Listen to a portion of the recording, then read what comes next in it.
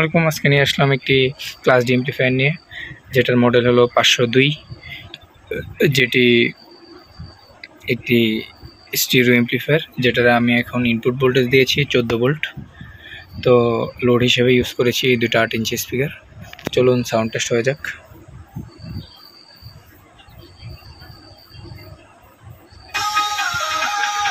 এটা মাস্টার, এটা বেস, এটা ট্রেবেল। তো ট্রেবেল যদি কমে, ট্রেবেল আমি ফুল দিয়ে দিচ্ছি।